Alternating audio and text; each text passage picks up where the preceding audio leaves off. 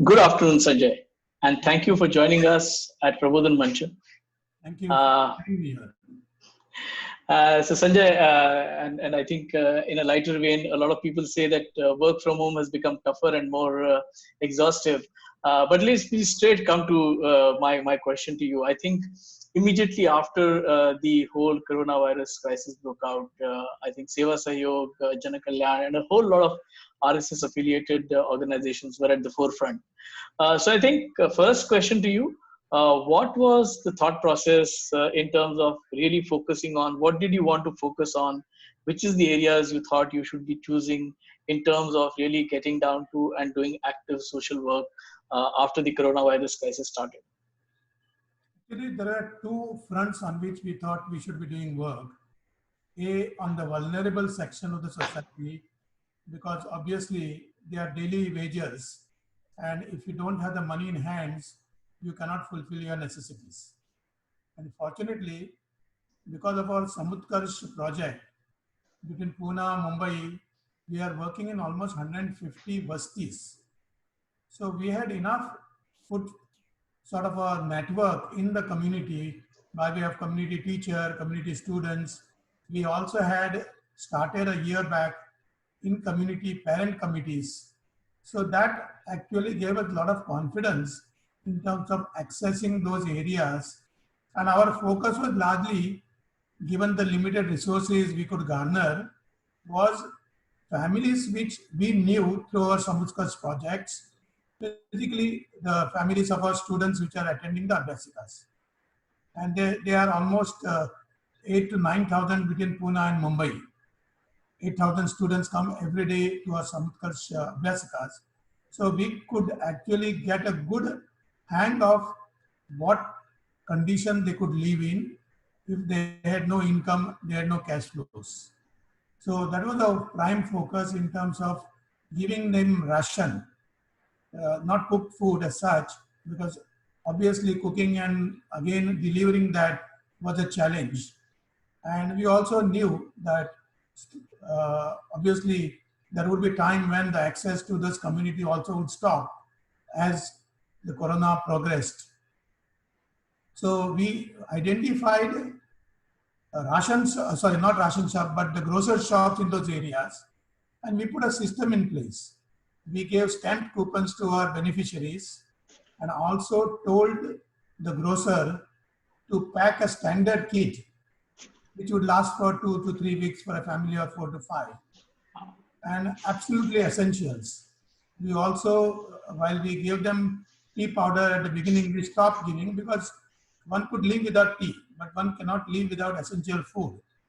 So then the beneficiaries would exchange the coupons with the grocer, and we would pay digitally to the grocer. And digital platform definitely helped in terms of reaching out the money to the grocer immediately. So there's a level of trust which is always there, but when you deliver on the promise, that trust builds up. Absolutely, That absolutely. definitely helped us because the grocer also cannot give long credit and huge credits. They are also hand to mouth. So that was one front, and I'm happy to note and tell that almost 8,000 food parcels have been delivered between Pune and Mumbai till date. And it's only progressing because we have to also refill, because what we had given was for the first lockout 1. Lockout 2 we have already started, and wherever we had other information regarding requirement, we also tried to reach them. So that was one front. Second front was medical. There were first level of defense medical people we were working who had to treat these COVID-19 patients. And unfortunately, there were a lot of fault lines appeared during this whole COVID-19. Our medical staff did not have enough equipment. Our hospitals were not enough protected. So while there were funds transferred, but bureaucratic process did not allow funds to be used, because in between the businessmen had actually started making money by jacking prices. Say for example, N95 mask, which was available for 40 regularly, jumped to almost 210 per mask. And none of the panel contractors or BMC or hospitals could provide that at that price. So the basic result was, despite having funds, hospital could not spend, because what is available is 40. If you start buying at 210, then there would be audit and everybody would be suspended. So the society had to come forward and provide those equipments to the medical staff. And we also, from our Seva Sahyog, through the help of many residential members in which we live and other donors, could actually give good PPEs to Kasturba, KEM, Nair, Cooper, and I'm happy to say that we have given almost 5,000 to 6,000 different PPEs, gowns to various hospitals. Outstanding, that is great. So these were the two fronts which we were working to start with. Of course, there are psychological needs and all. We also then started a helpline, a calling center, where people could reach. We had 200 volunteers taking those calls. Around 10,000-15,000 calls have come in. We have created a database. So though we have been unable to fulfill all those demands, we have a database which can be shared with whomsoever is able to deliver food. Largely it is food. And then obviously we have tied up with some doctors, psychiatrists who can take care of the emotional problems which are arising in these circumstances. So these are three things which Seva Sahyog has done. So Sanjay, I'm going to ask one specific question, because you're dealing in a field which is, people do a little bit about providing food, logistics, etc. But this whole thing about PPEs and reaching out to the medical fraternity. One, I guess you are also working on the sourcing side in terms of procuring the PPEs as well. So, in that end-to-end process, where are the big challenges that you still face? Is it sourcing adequate amount of PPEs? Is it identifying and correctly supplying it to the hospitals through their bureaucratic machinery? Is it the funds part of it? What is the big challenge in that place just now? There are challenges at every end. I mean, from the hospital, people are contacting us who are not administrators of those offices, or they are not authorized person to deal with. These are doctors working there. So first of all, is it a genuine demand? That's the first challenge you need to deal with. So we have overcome that by actually started getting letters from the deans of the hospitals on their letterhead saying that yes, we need them. Second, of course, was the supply itself, because I don't think there was ever such a big demand for PPEs in this country, particularly in Mumbai. So there was short supply. Of course, not from that field. I mean, fortunately, my wife is a doctor. We have a couple of residents who are doctors, which came forward. So none of us actually ever knew who are the suppliers. So we, through a lot of inquiries, and then we could actually get some good suppliers. They started quoting very high prices. We did not know whether it was reasonable prices. Finally, with negotiations and all, we could actually get very reasonable price for the dealer. And then, of course, where to deliver. Because as we know, there are malpractices in every supply chain as well.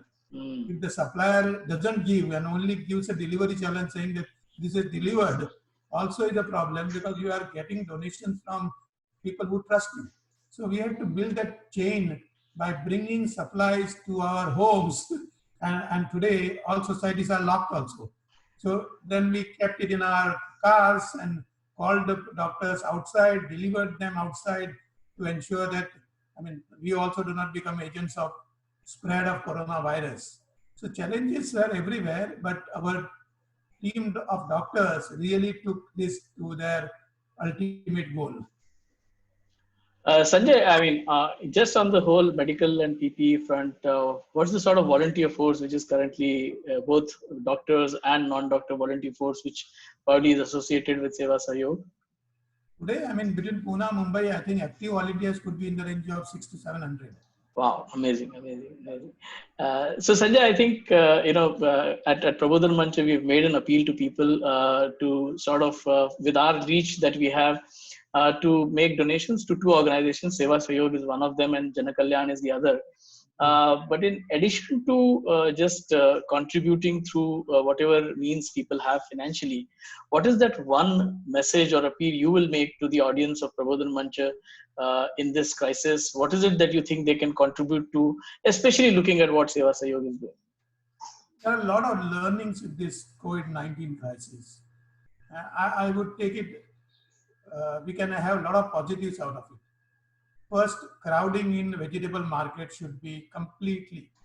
So I've been always saying that if there is no buyer on the day-to-day vendor, no vendors will be on the street. Okay. While our job is obviously to protect jobs and livelihoods, there are better ways of doing that. I mean, we had started a farmer to consumer chain on a very small scale. Now societies are managing that because of COVID-19. Can this be a daily routine order of the day? Because obviously we are living in a city which is crowded. Our streets are full of vendors. Our footpaths are full of vendors. And this is not only good in COVID-19 situation, this is not good in any situation. So can we do a good learning in terms of how we have managed our lives, our needs during the crisis situation, and make it a routine order? And all of us can do that. Because we normally go out because we find the vendor selling cheap because he has no overheads. Second is that it is convenience. I think we need to really think through this process. We cannot have our streets and our footpaths full of vendors. We are fortunate that COVID has not spread as rapidly as some of us what were thinking, because we are living in slums where social distance is impossible. How can you own a 10 by 6 house, have 10 or 15 people living with 6 feet distance? Impossible. No mathematics can work there. So all of us have to take that responsibility in whatever way, deep thinking to ensure that we actually take care of our city far more better way, and we can definitely do that. Second part is, we have also been working even before COVID-19 on reverse migration. I think reverse migration should happen. We have learned, there is a good word these days, BJP worker, which is Bartan, Chadu, Pocha worker. So we have learned to manage our own home. So, of course, there are workers, daily workers which come to our houses, earn their livelihood, but we can definitely live without them. Okay? So can we provide alternative opportunities of livelihood to these people who have fled their villages and come here and make the city crowded? All of us have come from different villages. But there are some people who can afford to live in cities. There are some people who just can't live. So we have to think in a new order of livelihood where we strengthen our villages, we get our material source directly to a group of people. And there are a lot of examples. Mumbai Grahak Panchayat is a great example, which is doing service for many years. Yeah. When we build some institutions like this, where there is an orderly delivery of supply chain, and whereby we keep our infrastructure empty for the fact it is required. So these are some learnings, long-term learnings we can definitely see. Other point is, we are not done away with COVID-19. Even if there is one person which is positive in Mumbai, he or she can spread it. So I don't think we should rush out after even May 3rd, even if it is declared by the government that lockout is over. We have to take absolute care. We have to be very clear in terms of when we go out in the public, what is the necessity of going out? We are risking our life. Through us, we are risking others' life. I think we need to think 100 times before we actually step out. We are a social animal. We like social life, but times are different, and we need to change our life and way we live. Thank you so much, Sanjay. In the midst of all this work that you're doing, you took this little time off to speak to our viewers. We will be going back to all our viewers with another appeal. We are hopeful that in whatever little way Prabodhan Manchu can contribute, we continue to contribute to the great work that you are doing. Thanks again, and all the very best for all your work. Thank you, Sanjay. For having me here. Thank you.